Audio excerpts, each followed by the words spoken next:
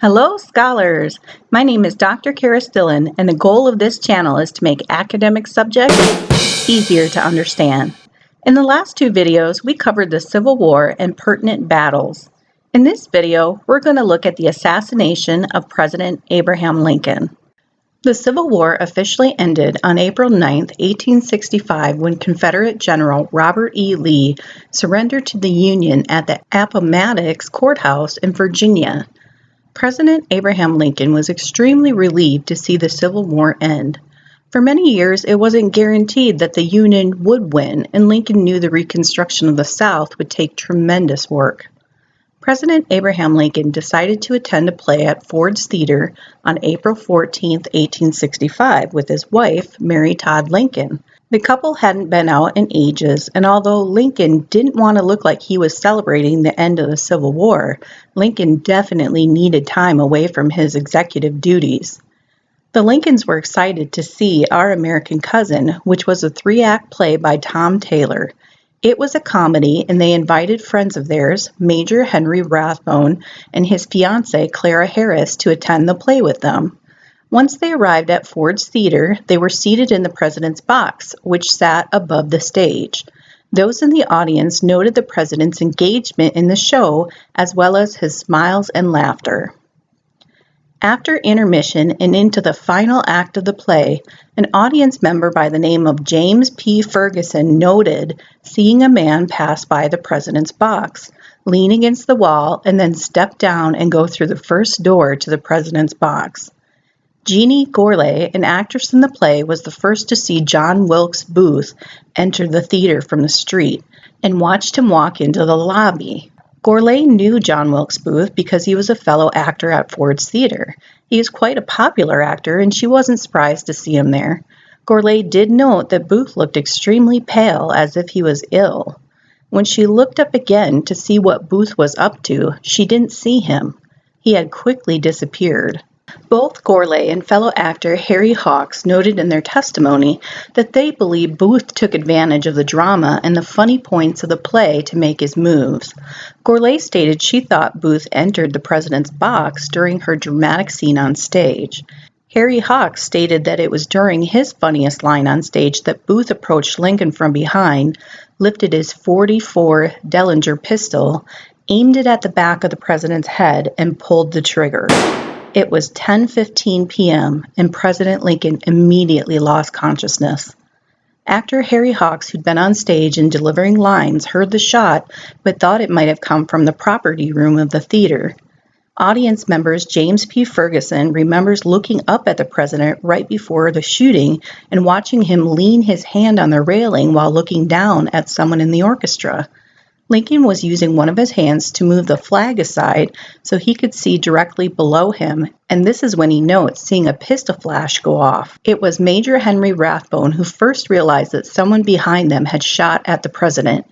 He jumped out of his seat, noting the smoke between the president and the man with the gun. The armed man was about 4 feet from the president, and Rathbone leapt at him to try and apprehend him. Booth wrestled himself out of Rathbone's grasp by reaching for a knife and slashing the soldier's arm. As Rathbone pulled back, Booth ran to the front of the box and leapt over the railing. Both members of the audience, as well as actors and actresses, recognized Booth as he jumped from the box onto the stage. The audience and actors and actresses both saw the gleam of Booth's knife. Those in the audience also noted that Booth caught his spur on the pole of a flag, causing him to lose control of his descent to the stage. Many believed he landed on one of his knees, whereas others thought he broke his leg from his spur being caught. Testimonies offered by audience members and actors also noted how quickly Booth took off and got out of the backstage door within seconds. As Booth whipped backstage, actress Jeannie Gourlay stated he pushed her aside and slashed at the man she was talking with and shot out the door. Gourlay testified she barely had time to realize what had just happened. The confusion on and off stage was widely discussed after the assassination. Harry Hawks saw him leave out of the backstage door, mount a horse, and off he went. Once Booth was gone, attention was turned to Abraham Lincoln, who was still in the same position as when he was shot. Lincoln's head was slightly forward and his eyes were closed. A couple of individuals from the audience climbed into the president's box and screamed for a doctor. Doctors Charles Leale and Charles Sabin Taft came forward and they were brought into the box. They both examined the president and his wound, and Dr. Leale finally remarked that the president would not make it through the night. Lincoln remained in the rocking chair, and it was lifted as soldiers carried him out of the theater into a boarding house across the street. Mr. William Peterson owned the boarding house, and they carried the president still in the chair up the stairs and into the house. President Abraham Lincoln was laid upon a bed of a soldier that was absent for the night, and his wife and friends remained by his side. The doctors knew that if they tried to get the president back to the White House, that he wouldn't make it home, so they settled in and tried to make Abraham comfortable. Mary Todd Lincoln was in hysterics as she sobbed and laid in a bed outside the room. In a letter to her sister, Clara Harris wrote a week later that she believed that Mrs. Lincoln had gone crazy because of the horrendous event. Miss Harris also noted that she and her clothes had been covered in blood from head to toe because of the event. President Abraham Lincoln was pronounced dead at 7:22 a.m. on April 15, 1865. He was 56 years old when he was assassinated. Lincoln's body was lifted and put inside a temporary coffin, which was draped in a flag and taken back to the White House. An autopsy was accomplished, and as it was being performed, Mary Todd Lincoln asked the surgeons to snip a lock from Lincoln's head for her to keep. Union soldiers were immediately sent into action to find John Wilkes Booth. It became known much after the fact that he and his friend David Harold accompanied him on horseback to a boat where they rode across the river and entered into Maryland. It was here that they stopped at the home of Dr. Samuel Mudd, who helped to fix Booth's broken leg. They then took off again and ended up in Richard Garrett's Virginia farmhouse in a tobacco barn where they hid out until federal authorities arrived. Harold surrendered, but Booth refused to. After hours of negotiations, troops finally set the barn on fire. Union soldier Thomas Corbett shot John Wilkes Booth in the neck when the barn doors opened and Booth supposedly raised his gun at Corbett. A diary written by Booth was found on his body after Union authorities shot him.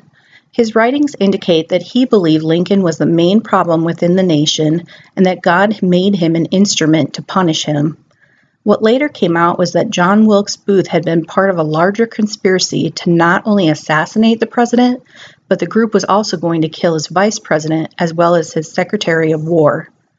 The original plan was to kidnap the president on March 20th, 1865, where he was to appear for a speech, but for whatever reason, President Lincoln did not make it. When the Confederacy fell 2 weeks later, the group grew angry and devised a much darker plan. George Atzerodt, who was supposed to kill the vice president, didn't have it in him and never committed the murder. Evidence was found in his hotel room, so he was arrested and was later executed. Lewis Powell was supposed to kill the Secretary of War, William H. Seward, but he was injured and did not die. Dr. Mudd and Aaron O'Laughlin were condemned to a life in prison. Spangler received a 6-year sentence. The rest were sentenced to die by hanging, and this was executed on July 7, 1865. Well, that was kind of depressing, but an important part of the United States' history. I hope you found the video informative, and if you did, please click on that like button and don't forget to subscribe. Have a wonderful day, and I will talk with you soon.